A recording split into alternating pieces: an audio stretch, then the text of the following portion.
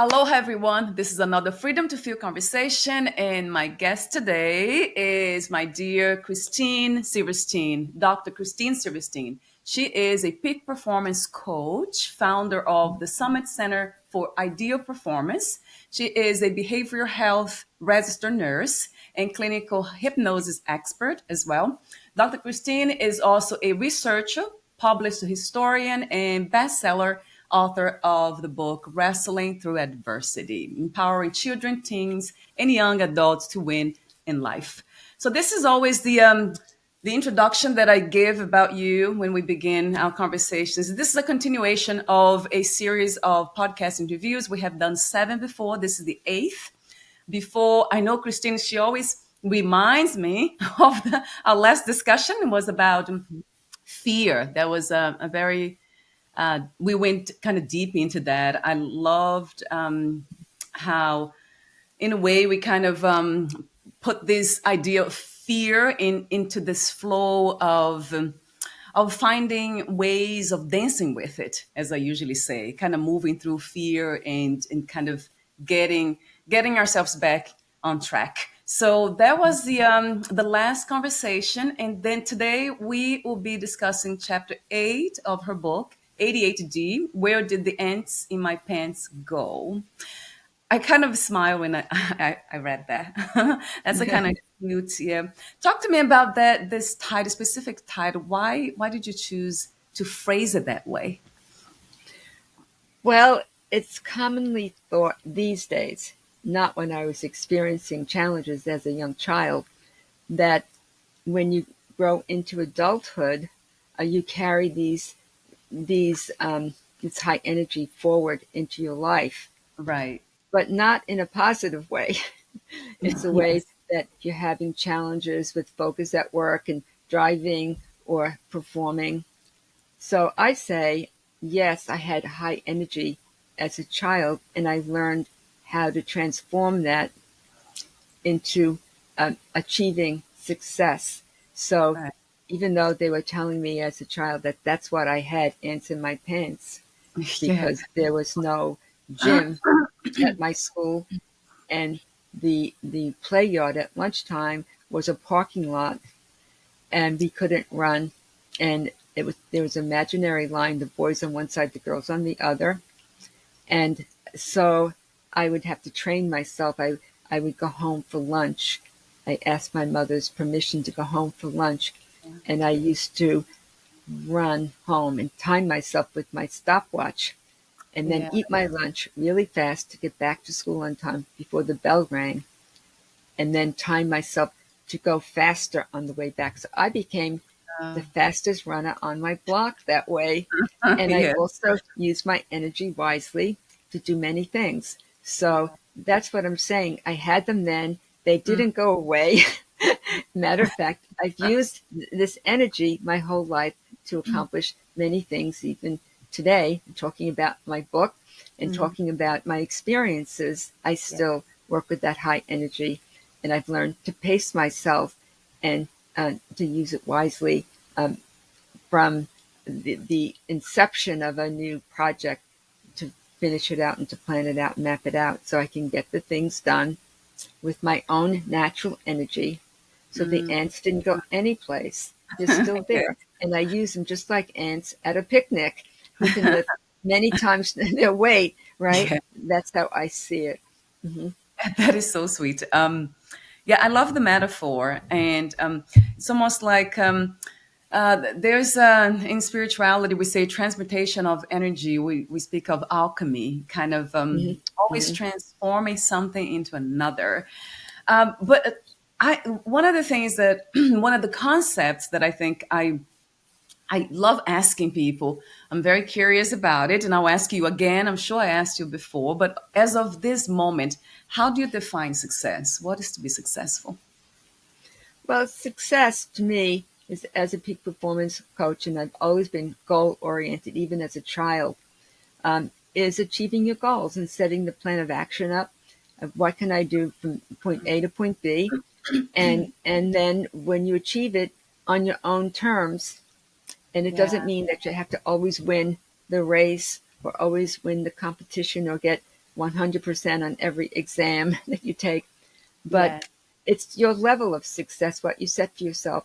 And there's always the ability to improve, because what's the biggest room in the world? Maybe I've asked you Right. this question before, but the Right. room for self-improvement. Yes, yes. So, That's kind. so you can achieve success, maybe not 100%, but then you work towards it to make it better. So, Right. I think it's a perception, of course, that you have about success, because somebody else might say, "Oh, look at you! You only got 90 on that test. I got 100," and think that they're better than you are. So Mm, I'd say, "So good for you." I achieved yeah. my goal. I overshot. I thought I'd get 80 on the test, and I got 90. So it is. Success is personal. Yes. You see, I love that that answer. Also, when you talk about success on on your own terms, what does it translate into when we think about having success on our own terms?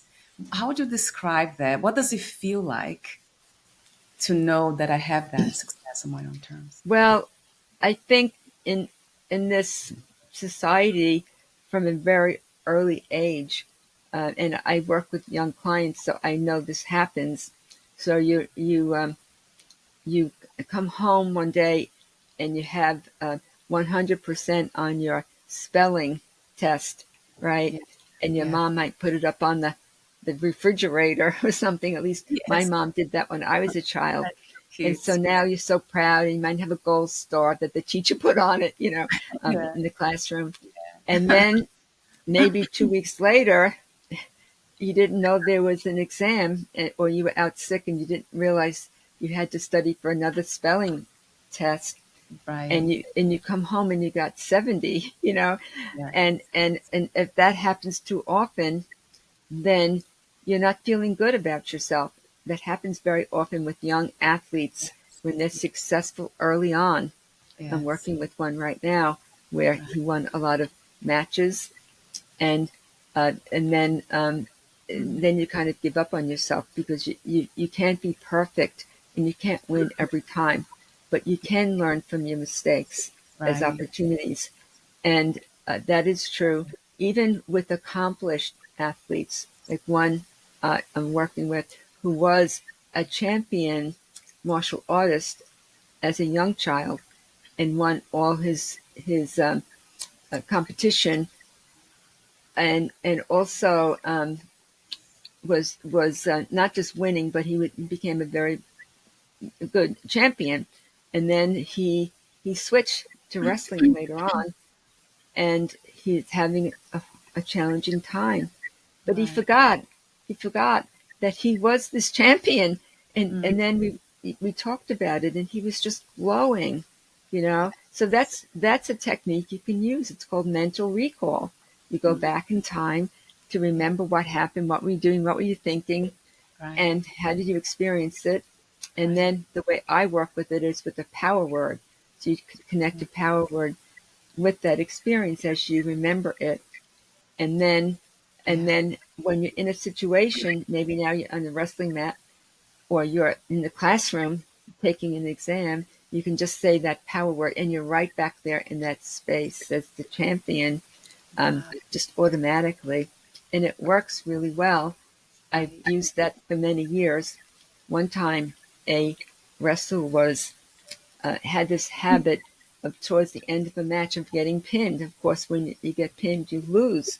So Yes. he came to me because he was a senior in high school, expecting to go to Cornell in the future, in Right. the next year.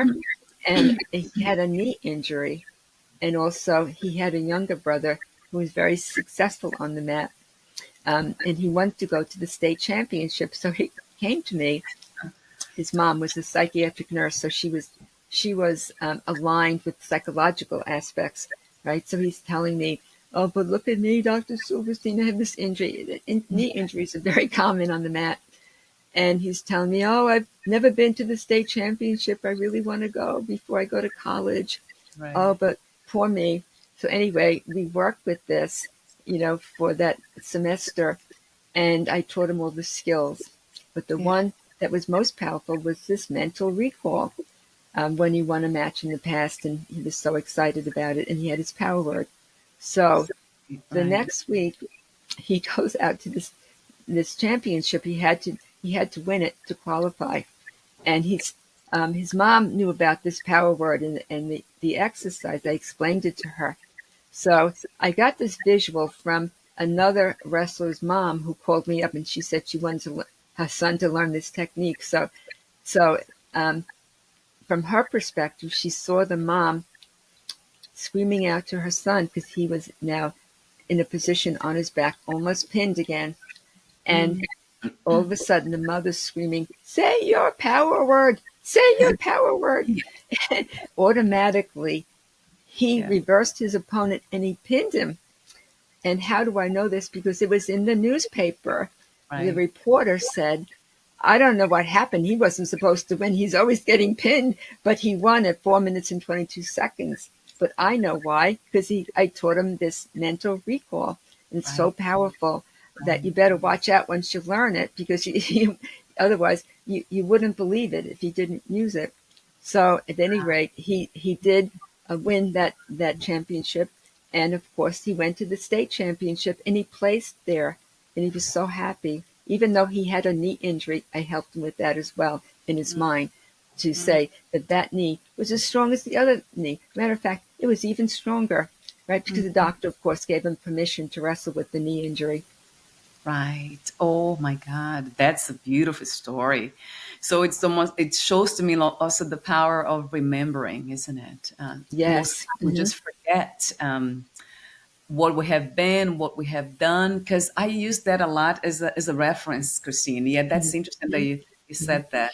Because every time I'm going on a new journey or whatever it is, I always remember what I have done before that was so challenging and I did it. So the body also remembers. The mind, it's almost like the mind reminds the body to follow that, that trail.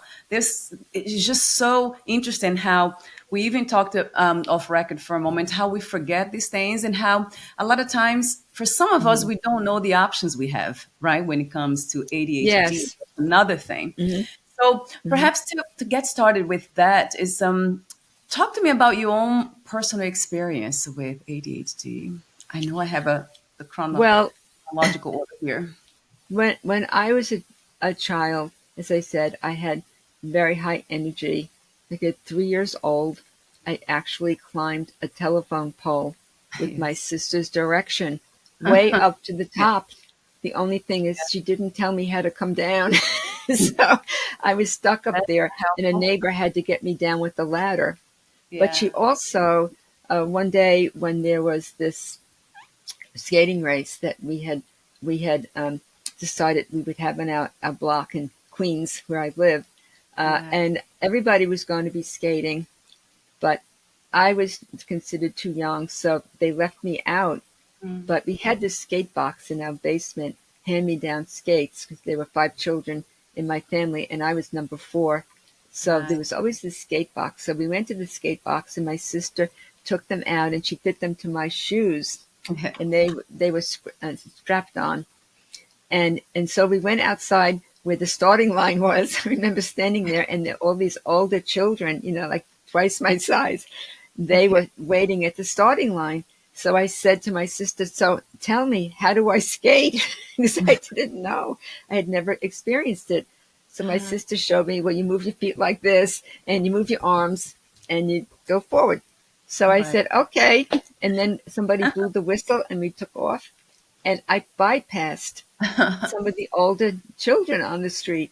And my Uh, father just had a rare day off that day. He was standing there, and he said, "Look at her go." He was impressed because I was only 3 years old. And amazing. so that was the beginning of using my energy wisely. So I knew what to do to how to win. And then I became a roller skating champion when I Yeah. was 10 years old. And Right. I actually coached myself because my dad, who was an athletic director, said there are no sports for girls in my program. It's only for boys. Right. So one day I was in this playground, and the public playground, PS 104, in my hometown of Far Rockaway, and I Yeah. saw this sign. It said, "This is citywide roller skating competition, and girls can join." Right? So I Mm-hmm. went into the place where they stored all the equipment, the knock hockey, and all the games, and I said to the athletic director in the building, "Well, I want to sign up for this." And he didn't say, "Bring it home and tell your parents." So I just signed myself up right there and said, I'm doing this, right? And I got measured and Uh, at the handball court, my height, and they told me I was a mite. That was the shortest people in that age group. And I said, "Mite, what's that?" And I said, "No, I must be Mighty Mouse, because what's a mite?" So at any rate, I trained myself physically. I saw myself go over the finish line. I imagine I had Pegasus wings on my heels to make me go faster, and all the techniques I use now yeah, it's with my fun. clients, right? Yeah. And I didn't know the names, but I just knew that could help me. Right. So I went Mm, to the first race at that school, yeah. and I won, and I got my first new pair of roller Right. skates, and they were shiny new. They're from the Globe Skate Company, and they had these red inserts on the wheels. And I said, "Oh my gosh, look!" And I brought them home and I put them on the kitchen table before we had dinner. And my mother said, "Where did you get those from?" She thought I took them from a store or something. Yeah. And I said, "I won them." And I was so proud. So then my father, he helped me to go to the competition in Queens for that championship, and I won the Queens championship as well. Wow. And for that, I had a jacket that said champion. It had roller skates with Uh, Pegasus wings on them, right? And so yeah. so that was really cool, and I was so proud to wear that jacket to school. And then from there, I went on to the citywide championship in New York City at Central Park, and I Yeah. placed there as well. So that was my first knowledge and self knowledge that maybe I could use this energy and win big in my life. Right. And I continued that with more races, and also with running races. And I had a pogo stick that I went, oh, that was my means of transportation in my small coastal town, where I would go from place to place on my pogo stick and just stop at the stoplights, you know, Yeah. while it was a red light, and then cross the street on my pogo stick. So that was, jumping around literally, but very, very versatile with the pogo stick. So Cute. that was fine. And I started school when I was very young. I was just 5 years old. And I learned very quickly that when I was in school, although I was an A student, the teachers would say that to my mom, "Your daughter has ants in her pants." Mm, And that kind of put a damper on things, because we didn't have the schoolyard. We didn't have the opportunity for recess. And I would squirm in my seat, and it was like torture right. to the end of the school day, where I Yeah. just, like, I ran out of the school and ran home, with my book bag. And, and, uh, and so it was perceived as negative, although my parents thought it was very normal for Right. everybody in my family had high energy like that, including my parents. Right. So they Right. looked at it as normal childhood, and questioned, well, why are they saying something's wrong? She's an A student, right?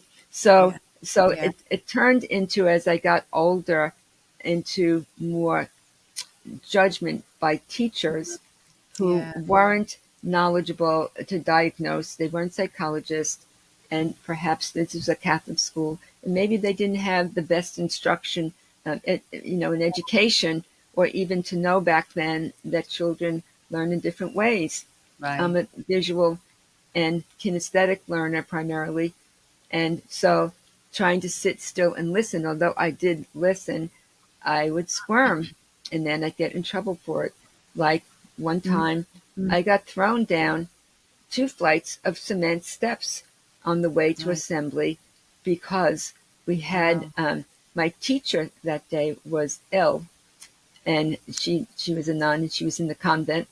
And so the teacher of the other 8th grade, she had to come in and take care of my class plus hers. So that equals about 100 students back then in those days, because our classes were very large in the Catholic school. Yeah.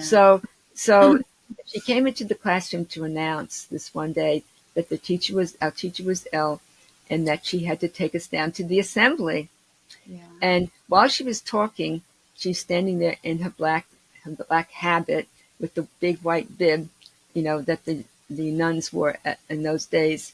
Yeah. And I was sitting in the first row, first seat, and I had this habit, because I was very athletic, to roll up a piece of paper into a ball and then pretend I was playing basketball and throw the paper in the trash can nearby. So I was right near the door where the trash can was. Right. So while she was talking, I was listening. I was a very good listener, but I went like this with the paper and I threw it in the trash can, but it bounced off and it hit the hem of her habit. And when she saw that, she went into a fit of rage that I was being disrespectful, throwing things at her. And she should have known better, because she had been my teacher the year before. This was when I was in the 8th grade. And I got a 95 average that year. So I don't know where she got this feeling that I was disrespectful, except for what she was experiencing, which even at 12, because I was the youngest in my class, I was 12 years old, and a lightweight, in pounds, because I'm petite. And so from that, we had to go down to this assembly. And so the class was lined up, the boys on one side. Now there's 100 of us, right, lining up. We go down these cement steps that were in the buildings at that time. And the boys were on the right side and the girls were on the left side. But she took me and she threw me down the stairs in the middle. I had no handrail. And it's a good thing I had balance, right? I had very good balance in my roller skating. And so I got halfway down that first flight of steps. That's great. And I stood up and she threw me down again. Wow. In rage. And so I came out whole. I never told my parents. You just didn't tell your parents those things. I was embarrassed in front of all the classmates, especially being the youngest in the class. And then afterwards, she said I had to report to her classroom down the hall. And I did. And she used me as an example. And she took me and she threw me against the door in the classroom in front of the other students, and told the principal, who announced during the assembly, that I was so bad and disrespectful. So that was a very big trauma for me, as you can imagine. And I never really talked about it. I didn't tell my parents. Now, looking back, my mother would have gone up to the school and said something, she would have believed me. And the teacher never had the opportunity to talk to me. And I never had the opportunity to say, I'm sorry, I was just playing basketball in my imagination, and it was just a ball of paper. It wasn't like these days students pull out guns, to shoot the teacher. And all it was I was distracted, but I did hear what she said, because I had that ability to listen no matter what I was doing. That's part, I believe, of my what they're calling the condition of ADHD, to be very much aware of what's going on around you. That's why you have challenges focusing in the classroom. So at any rate, that happened. And then there were other things. As I went through my life in high school, I got punished for things. When I was in the first year of high school, we had religion class every day. This is a Catholic high school. And we finished this one chapter of this very thick catechism that we had to study all year. And we went to class every day for the catechism. So the nun said, okay, we finished this chapter on so-and-so. And does anybody have any questions? And this is an all-girls school. And so I raised my hand and I said, yes, I have a question. So I asked this question and I was just curious. I said, well, my question is, if God is omnipotent, which means all-powerful and all-knowing, How come he can't make a boulder so big he can't move it, right? So the teacher didn't know how to answer. And so Yeah. what she said, she told me to sit down because if the Pope heard me say that, I would be excommunicated from the Catholic Church. So I Wow. was petrified. So I sat down. Do you think I ever asked another question in religious Oh, class again? No. So yeah. here from a 13-year-old. So I went home. I didn't tell my mother because what would happen if the word got out to Rome, and the Pope found out. And here, Yeah. my poor mother, she worked as a waitress Yeah. and spent her tips on sending me to this Catholic school. Uh, And I just couldn't tell my mother that I did yeah. such a horrible thing. So that was because I was curious and outspoken and I would ask questions. And that's all part of what they're saying the syndrome is, that you speak out of turn. But she did ask the class, so what do you think? And I asked her this question, which was very profound for a 13-year-old. And it was Yes. studied by all the great religious philosophers, like St. Augustine and all the, very intelligent people ask questions like that. So at Mm-hmm. any rate, those are two examples. And there are many more of what happened to me simply because I spoke. I spoke when the teacher said not to, or I went into the cloakroom on the exit, through the exit door, and I got spanked in front of my classmates and things like that. Yeah. So you take it forward. And when I was writing the speaking points for us, I realized, oh my gosh, I haven't spoken about this. That's why I put this in my book in chapter 8. Um, Right. I had never thought about it until then. And of course, my mother never knew that I got thrown down the stairs, Right. before she died because I never told her. Yeah. So Mhm. the idea is that you carry this trauma with you, and many people, many adults these days have that trauma and that stigma. And Yeah. I'm saying, wait a minute here. It's just a way of knowing, and also a way that you can set yourself in the world because we're all born as individual human beings and we all have to fit ourselves into the world, Mm. and we're not all the same and we're not all, 50 students in the classroom. We're individuals, and all the patients in the hospital, they're persons. They're not just patients, called Yes. by their diagnosis. Yes. Yes. Yes. Yes. And yes. Oh my God, Christine.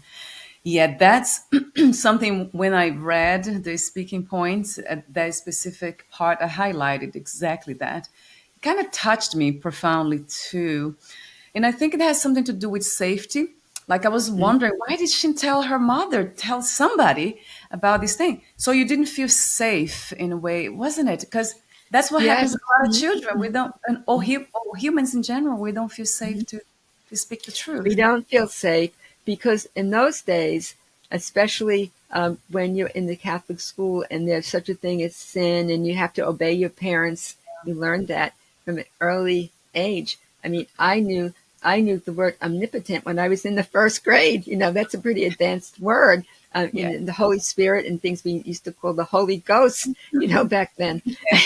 So there was images of Halloween, Oh my, with that. yeah. So the whole idea is that um, Yeah. you don't want to talk about how bad you were, and it was all about, you go to church and it was about sin and how you go to hell, the fire and brimstone. So, Mm, so mm, no, it was common, people had those experiences with corporal punishment, not just in the Catholic schools, but in school in general.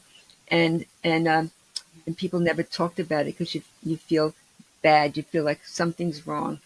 And these days, you might even think that you have a disease in your brain called right. ADHD that you Right. can't even ever correct. And you're going to Mm, have it for the rest of your life. And you're mm, always going to be bad and get in trouble. And some right. kids think that way these days.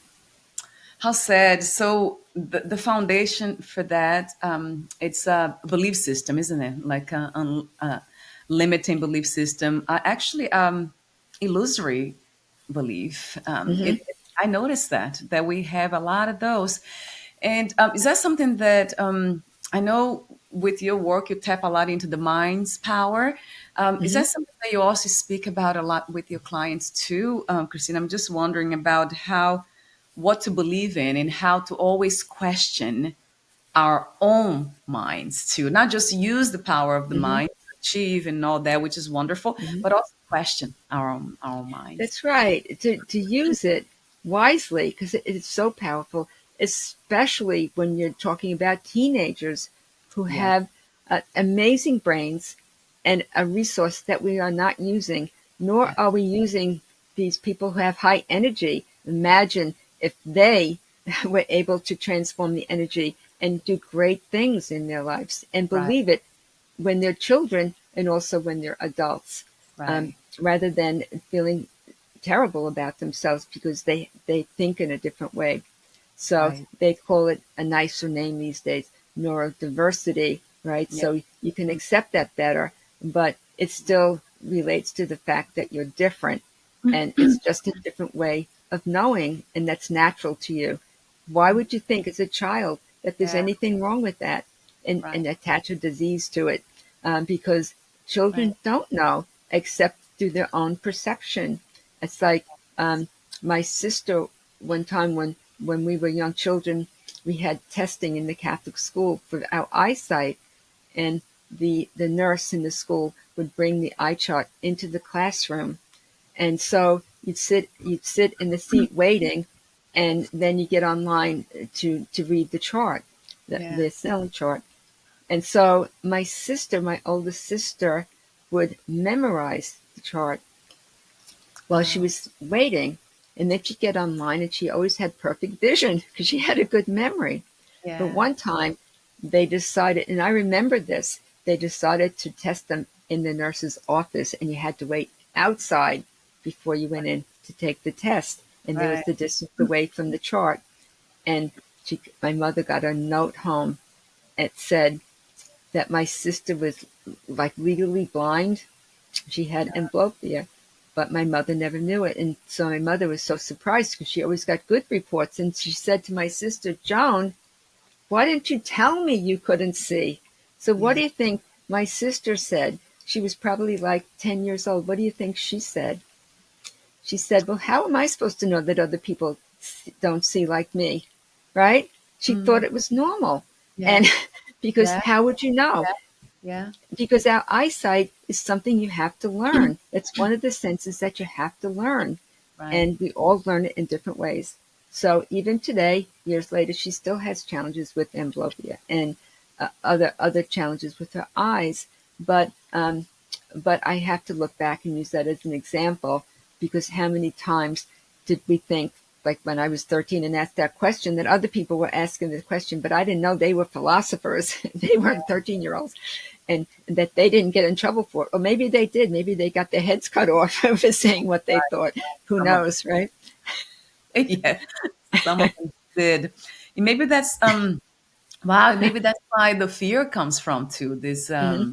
we inherit this ancient fear from the past that we are not even aware of, ancestry. Yes, That's and that's to protect us from the environment. We yeah, always talk about how the HPA axis, the hypothalamic pituitary axis, works. It's from the original humans as we in our evolution to yeah, protect us, so that if there was something that could endanger us, we had the choice to either flee or to stay and fight.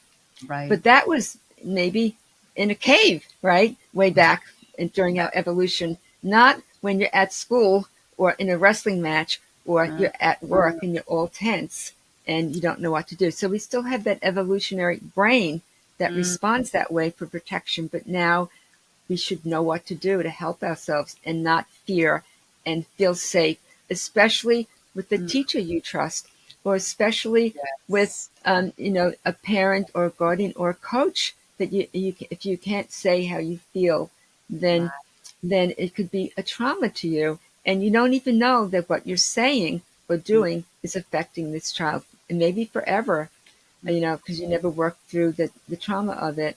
Fortunately, I did, and I learned from it, and I help other students. right. They come to me. I don't work with ADHD or people who have this diagnosis, many of them do have it when they come to me, but they want to achieve success in something. They want to win a wrestling match, or they want to, do well on the SATs. And so they come to me with this challenge, and I show them how to focus in these simple techniques, focusing techniques, and they do well, pulling themselves back into focus, knowing what to do. But the idea is that you can use the same things if you don't have a challenge. You can hit a home run just like anybody who doesn't have a challenge, and that's been proven on the baseball field. Right. I just watched the game last night, the All-Stars game, and watched them being at bat. And many of them might be on Adderall, because that's something that they think they need to win. But then there are baseball players, because there's a high rate of athletes on Adderall for that reason. And I'm thinking, well, after they learned all these great techniques to hit the ball or to be a champion, then why aren't they using them to focus? Because they can do it during a game, obviously, see the ball, hit the ball, or raise their hand at the end of a championship wrestling match, right? So these are great skills that you can learn in sports. Why? Because you have to focus. You know that from your experience as a trainer. You're in timed events on a wrestling mat or a baseball game. It's the last inning, or a football. You have to be able to score a takedown like that. It's a timed event, and it requires focus. And you can't be at bat and think that you're in left field out there, mentally, and actually you're probably going to strike out, right? But that's a good way to learn focusing through sports. When you think of it, every exam you took in school was a timed event.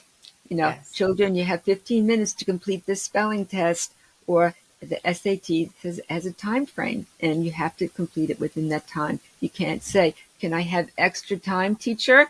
Or can I refocus in this wrestling match that's 7 minutes long? No way, right? So that's a great way to learn. And if you can learn in a sport or playing the piano or some activity, then you can learn it in your life and use it wisely. Yes, Christine, I know. So it feels to me like we are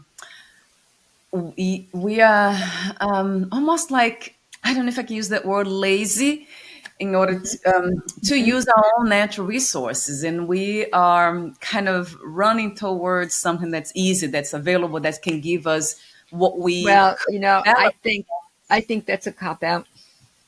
I do, and because it may be that you're a child and you don't know there's something else. Like I knew when I was 10, right, with the skating race. It may be that you were never taught. It may be that your parents had challenges with focus. Notice how I'm using the word challenges with focus rather than some kind of disease or disorder. So you have this challenge, and your parents are models for you. So if they had challenges as a child, then you might have the same, not just through your genes, but through the nurturing of you. So my point is that we can learn these skill sets at an early age so that you'll have them and you'll know what to do. And they're portable skills from one place to the other. So you grow up with these if they're introduced to you, or if you just have the talent to develop them like I did. But I think children are much more inventive and creative than we give them credit for. No, you're not always going to win, but you're going to learn what to do to fix it. Like recently, I was working with a wrestler just the other night, and he felt bad about this match that he lost because he didn't position himself well, and he thought he was going to win. He said, "I got a little cocky," and he got out of position. He got too high. A term wrestlers use. I was too high. In other words, not close enough to his opponent's body. And then he got reversed and pinned. And so he's feeling really bad about this. So we talked about, okay, so what can you do to score in other ways, right? So he named like 5 things, I could do this, I could do, okay, so here, here's your job this week. Go to practice and just take one of those and mentally rehearse it, and then go and use it in practice and see how you do. Then we'll put it on the feedback loop and we'll work on it, because he wants to use these skills coming up in the next wrestling season, because he's going into high school and he'll need to have higher level skills there, because, and it's very intimidating for ninth graders to be on a wrestling team when some of the people on the team are 18 and 19 years old. They're seniors. And here you are, a freshman. And even though you've been wrestling since you're 5 years old, it's a whole different wrestling match, right? So you have to imagine that you're there and you're doing these things in your mind's eye, and then you actually go to practice, put it on the feedback loop to see what you can do to improve. It's a great opportunity. So he looked at me to say, that's interesting, that he just didn't think about it, because he was feeling so terrible about being too high, and he didn't think about what he could do to fix it, right? So it never happens again. If you want to score, you can use all these other ways. You don't have to just use one technique, because they're all ready to go in your mind's eye, in the subconscious mind, ready from your toolbox to release. And I always say that you have imaginary pocket in the back of your wrestling singlet, and you can just take it and whip it out from there and use it and score, and as your element of surprise. Right. And that's the power of tools. They're having so many tools, being aware of them, having them. I know you have also hypnosis. That's something else that you do, which I have tested. I have I love testing things, and I see the power of that. It's amazing how it can give you the solution of a problem that you never thought about it. It just kind of comes out. Exactly. Naturally. It's Amazing. very powerful, and it's very natural. And it's also, I call it getting in the zone, especially when relating to sports or performances, like when you're a musician or a singer, or, performing in live on Broadway like that. Yeah, that's I can only imagine. Well, I have heard that they use those performers, and most right, athletes, professional athletes, they all use these techniques. Yes, Meditation. Olympians know They all- this. How do yeah. you think they get to be Olympians and win gold Right, medals? Matter of right. fact, I was giving a workshop years ago when I was first starting out. It was in Pennsylvania. It was given at a hotel, and they had the wrestling mat right there on the floor in one of the rooms where somebody might have a wedding, right? And Yeah. next door was the kitchen, so you could hear the clanking of the dishes while I was talking, right? So I'm out there on the actual wrestling mat, and I come into the room, and I feel a little intimidated because I'm the only female there, and they're asking me questions. These coaches, high school coaches, saying, "Well, are you here to help us? Why are you here, being the only woman?" Well, I'm a nurse, and I'm here to help with peak performance. And they said, "Well, we're not injured. Why? We don't understand why you came here." So I had a task, right, to show that I knew what I was talking about. Well, anyway, I was speaking to them, and they weren't listening, and they were saying hypnosis. It's like they never heard of it. So anyway, in a very low voice, and I have it recorded, the Olympic champion who was there co-presenting with me, his name was Kurt Angle, he looked at these coaches and he said, "You better listen to this lady, because that's what I used to win the Olympic gold." And then they shut up, right? And they started to listen to me. Oh, that's great what you say, But previously, they thought I was inexperienced. No, I never wrestled before. That is true. But then again, women weren't even allowed to participate in the Olympics until I think it was 2004. And this is prior to that I gave this presentation. So it's quite interesting. And we talked there about focus and what you can do. And that was really my preliminary mindful toughness skill sets that I was teaching, that I developed more since then, to teach to my clients. But that's an example, and it doesn't matter. Nobody asked you, do you have ADHD before you go on the mat, or autism, or there's one wrestler who's very famous. He was born without legs. He had Uh, no legs, wow. literally. And he's a national champion, very famous. And so he was told when he was a child that he couldn't wrestle because how do you take somebody down if you don't have legs, right? Yeah. And how does somebody take you down if you don't have legs? Because Right. that's one of the ways you do it. So Yeah. so that's a very famous uh, wrestler who I love to watch when he was wrestling. Now he's Yeah. a coach and very wonderful. They made a movie about his life recently that was very interesting.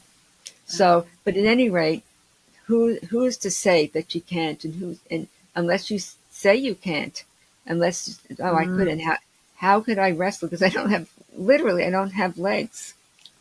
right. Right. Right. I mean, I so admire you. I have said that before. For bringing this message like forward, just always. And I know you've been doing so much work around this, like getting this message out because it is, gosh, it's Hmm. not just empowering, but it's necessary, Christine. Yes. Hmm. Right, we have lost touch with our own natural resources, Hmm. and we are just reaching out to what is out there that can help me, and then we are going Yes. out of the way with medications and all that, and Hmm. making it worse. You mentioned some people that I did know, some authors that they also give some suggestions, some solutions here that you probably have mentioned already. Oh yeah, Yes. some interesting ones.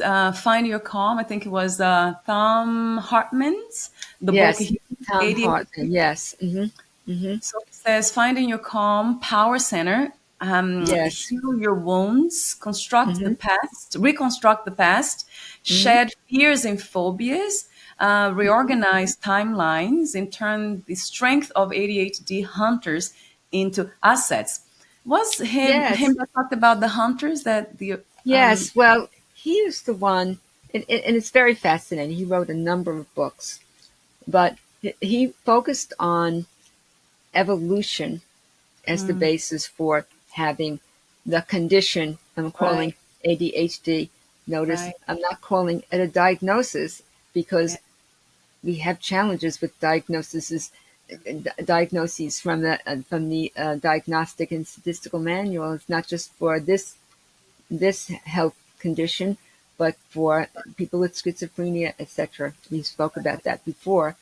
But right, this man, he has a very original way to look at it. So he believes that the people who have these challenges back in the evolution of I'll say humankind, but they're not Homo sapiens, they're yeah, Neanderthals, right? mm, We're learning so much more about Neanderthals within research. I know even at the Museum of Natural History, but right, researchers are coming up with how intelligent they were and how creative they were.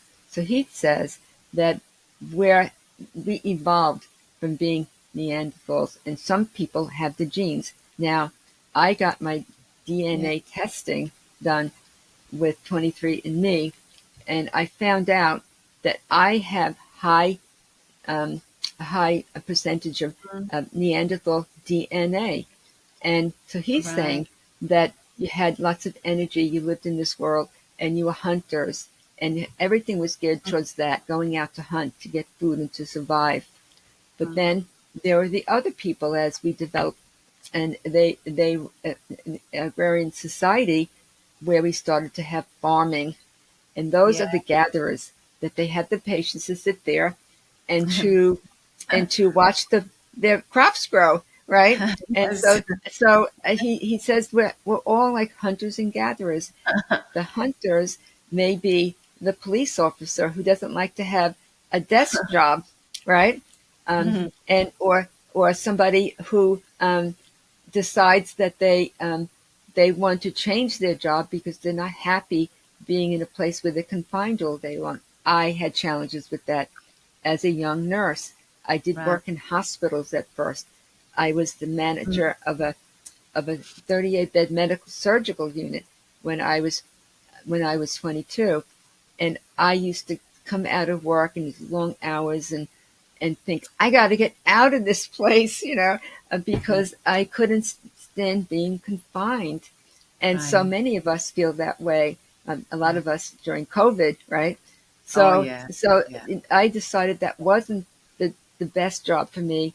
Later on, I became a visiting nurse and I went out into the field and I loved it, going to people's homes and talking to Yeah. them and having more time to discuss things with them and teaching them what they needed to know, even how to give an insulin injection, but also about their lives in the community, what their challenges were, the biopsychosocial aspects of their lives that I was Right. interested in beyond the medical model. So Yeah. that was me, and looking back, that's why I took that job when I Mhm. got my bachelor's degree, and I studied community health nursing in school. Right. You see how education really helps, right, Christine, to Hmm. know Hmm. the backstory, Hmm. the evolution of something. Hmm. So we are not Yeah. just trapped in judgment or suffering, Hmm. unnecessary Hmm. suffering, really. Hmm. How wonderful. I love that you I mean you're just so curious about everything and you research everything, you read everything, and then you just come up with these very fascinating kind of um, uh, what do you call them? Almost like connections, relationships, and you just kind of Yes. put it Hmm. together in a very rational and fun. I love listening to you on the stories too. How I mean, they sometimes they're heartbreaking, I have to say, Hmm. Hmm. but also fun because they're teaching us. So I feel like it's almost like listening to an indigenous elder with so much Hmm. wisdom to just kind Hmm. of pour what they Hmm. love to the Hmm. young. That's how I feel. It's really, yeah, it's kind of coming to me as a message. The work Hmm. that you're doing is like a beautiful, beautiful, wise elder, like indigenous, powerful woman. So, but this is because probably because I'm in Hawaii. That's coming up for me a lot too. The Hmm. ancestry of Hmm. wisdom. So let's see, almost at the end. I want to mention also, you mentioned somebody else, Thomas Armstrong. Yes. Right, the Yes. book. He's Yeah, fascinating.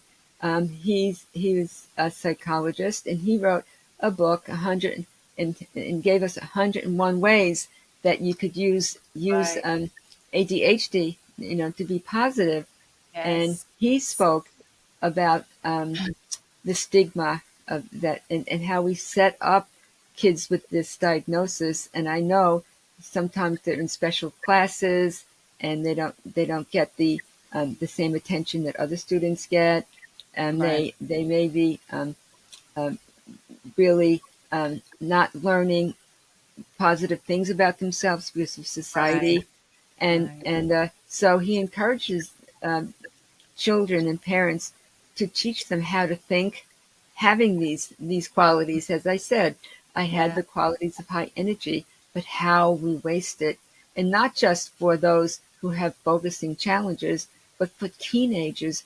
Why are yes, they all um, feeling depressed and anxious and have a high level of suicide when they have these great, amazing brains that anybody can learn, whether you have the focusing issue or not, um, right. to expand your brain with the linkages when you're a teenager from the age of about 12 to 30, because the Yeah, human brain doesn't develop fully till we're 25. And right. all this energy that's wasted. Now, if you were on a desert and you just ran out of gasoline and you left the town, and the next town isn't coming, for 100 miles, so you walk 20 miles back to the gas station where you should have gotten the gas to begin with, and Yeah, now you have to carry this back to your car. yeah. Would you take those gallons in a container and just pour it haphazardly into your tank, or would you value every single drop? Right? Mm, So everybody right. says, "Oh no, I would value the gasoline," but we don't value our own energy, and Mm, sometimes mm, we mm. lose it as we get older. Yeah, I spoke about it in a previous podcast, how I went yeah, into a nursing home recently, a memory care facility, and all the people were sitting there in the wheelchairs and talking to themselves. And this one lady grabbed me, literally, and said, Yeah. "Get me out of here, get me out. I'll give you $1,000." You know, Right. and I'm thinking, oh my goodness, why don't we value our energy when we're young, and and use the resources?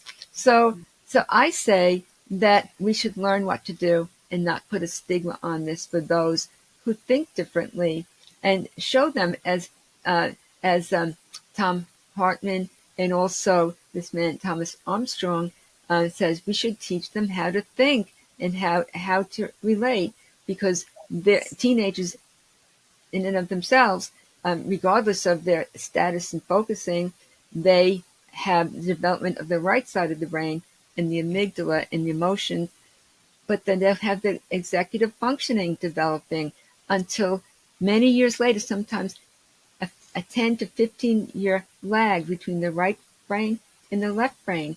So, Um, so that's mm, what causes all the risk-taking behavior.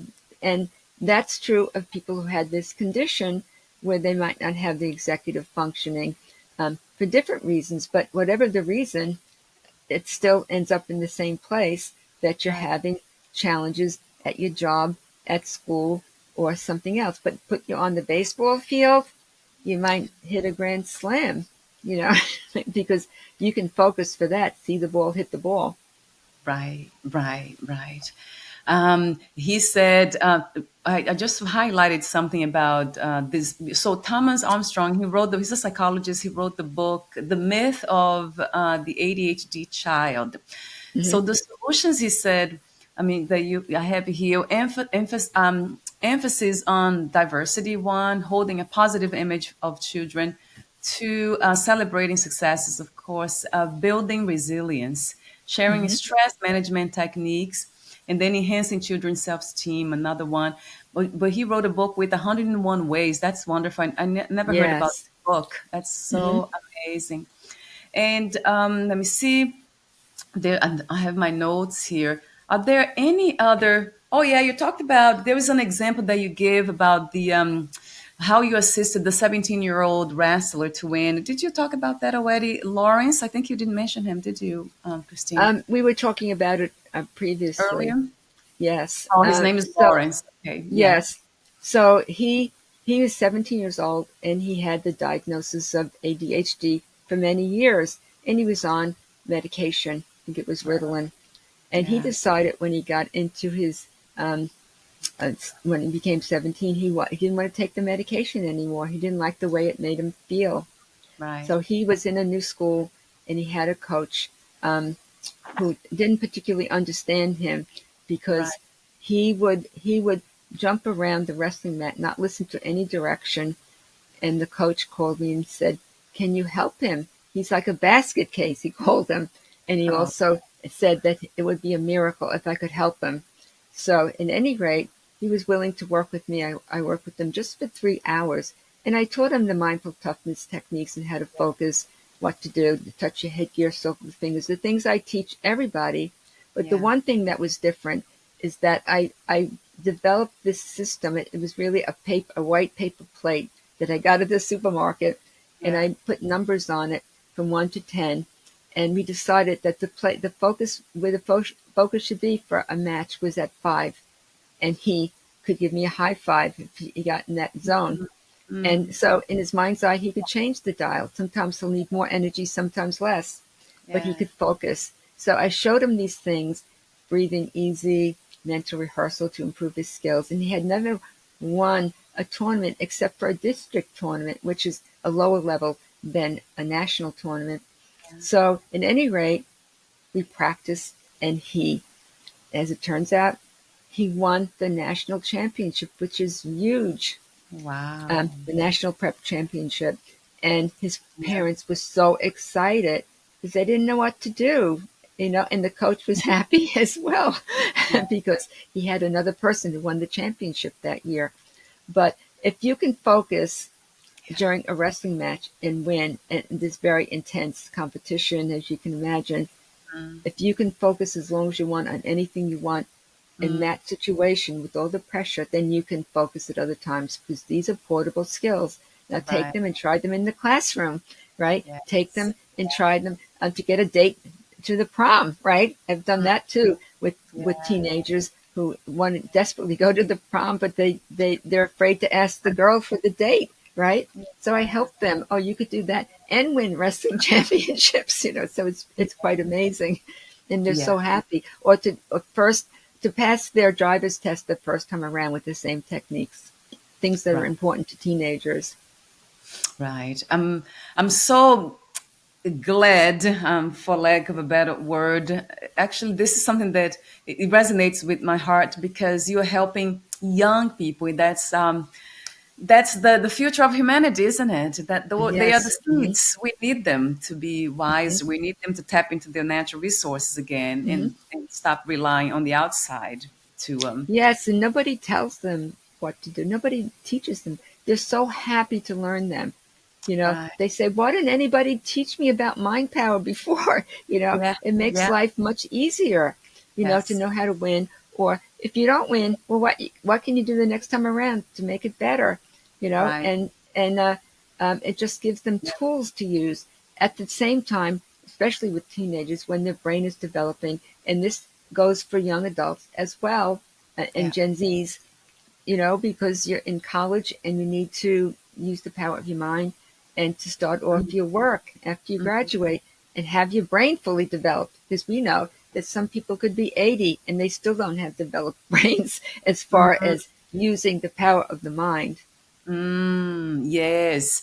And as you said, I remember you saying that to me long ago when we met, I think, right? Using both sides of the brain, like being more Hmm. balanced in that Hmm. sense.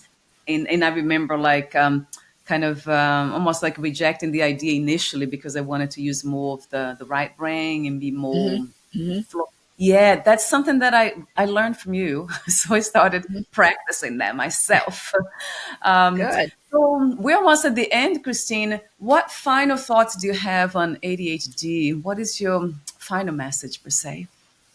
Well, I think that we're at a crossroads, as I wrote in my speaking points, because there is still controversy about how ADHD is diagnosed from the Diagnostic and Statistical Manual of Yeah, Mental Disorders, and also that the things that researchers told people way back when they were developing these programs and giving drugs, and the yeah, reason for giving drugs, that they just with bad science, pseudoscience, and they were not true.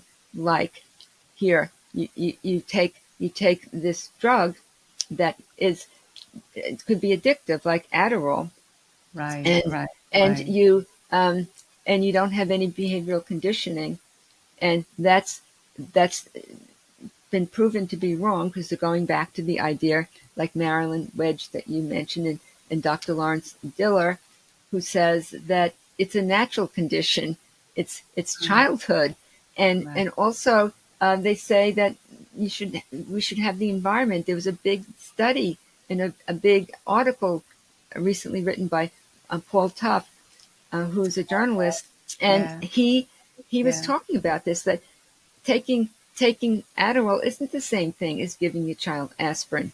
When aspirin could be dangerous at times because of Ray's syndrome, but it's right. not the same thing as giving your child who has type 1 diabetes insulin. It's not a deficit in the sense that you have an Adderall deficit. You don't, you just think a different way.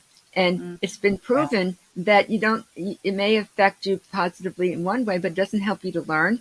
And it doesn't last for very long. So they're looking at these things again as they right. were in the 1990s during the decade of the brain. The brain is the cause of everything and not the nurturing. So now they're looking towards the environment. And we do have some schools, as I mentioned, popping up, the UDL, which is the Universal Design of Learning schools, where they put children who have the diagnosis ADHD and other students together in the same classroom. And they all work independently, even evaluating themselves and setting their lesson plans, and they do it together. So it's Yeah, not this separation and this stigma. So we're moving in that direction, but there's still a lot of learning. And of course, people don't want to let go of their old habits. And right. they might want to give the Adderall patch to their 6-year-old as he goes out the door to first grade. Yeah, And that's a yeah. Schedule 2 a Wow. psychologically addictive drug that the child's absorbing rather than learning what to do to fit themselves in and have some fun with it as well, because diversity is the big topic these days, right? And Right. ethnic diversity, religious freedom, and all this, that we're all different and we have different perceptions, but we are Mm, family of humanity, and we all have to work together. And mm. especially for those who care for children, teachers, coaches, parents, grandparents, anybody who has an interest in taking care of children, to help them to be the best they were born to be and to reach their potential. And that's my goal with my work, to show people there's something you can do to help yourself. And it doesn't depend on medication. Of course, I'm not against medication for those who need it, but I see it as a temporary thing. You should always have behavioral conditioning, like the work that I do, along with it, even if it's prescribed by a doctor. So that's my position, and I've been successful, not just with other people, but with myself. So I have the experience to back it up, and I know what I'm talking about. I don't think people can breach this subject if they don't experience it themselves, which, as I did as a little kid, climbing the telephone pole. I know. I know. That's funny. Yeah. That's cute and that's funny at the same time. Yes, that's it, Kristen. Thank you so much for saying. I mean, thank you for everything, for your beautiful presence. Again, Yes. it's a gift to humanity. What your message is, what your wisdom is bringing and is upholding. So, and that's very close to my heart. And that's why every time we meet, there's my heart opens even wider. There's Yes. something Thank you. about. Yeah. Thank you. Thank you. So I want to mention your websites. So we have two Yes. websites, drchristinesilverstein.com and idealperformance.net. Both of them will Yes. be on the podcast notes, clickable, so it's easier. And Yes. you also are on Amazon, audiobook. Oh, talk to me. Yeah, maybe this very end. Where else to find you? I know you're on LinkedIn, Facebook. Yes. Well, the drchristinesilverstein.com is my book website. So it has a lot of information about my book, Wrestling Through Adversity. And the Yeah. other website is for my clinical work and how I work. So both are useful. But also, I'd like to mention that in Yeah. April, I won an award for my book, and it's Yeah. very dear to my heart because it's called the Hustle and Heart Gold Book Award for Social Impact. And Yes. oh my goodness, when I saw that, I was thrilled, because that's the reason I wrote my book, to have a social impact. So I'm Right. very proud of that, that I stuck with it and wrestled through the adversity to get Yes. where I am. And especially now that I'm nearing the publication of my book in Arabic, which was Yeah. also a very big challenge. Yes. Oh my God, And you Christine. can reach me also on Facebook. I'm on Facebook. I write a weekly blog, a weekly newsletter on LinkedIn, and then also I have some things on Instagram. But I'm expanding, so Yeah. a lot of these topics, like the amazing Team Brain, you can find on my blog on both websites. Wonderful. I'll have them here on the podcast notes. Thank you so Mhm. much again for this communion of wisdom. That's what I call it. I'm a wisdom lover. So thank you so much again, Christine, from the You're heart. welcome, and I wish you success in your new venture in Yes. Hawaii. Thank you. We'll talk soon off record. For now, I'll end this conversation for the record. Thank you so much again. Bye for now, You're Christine. welcome.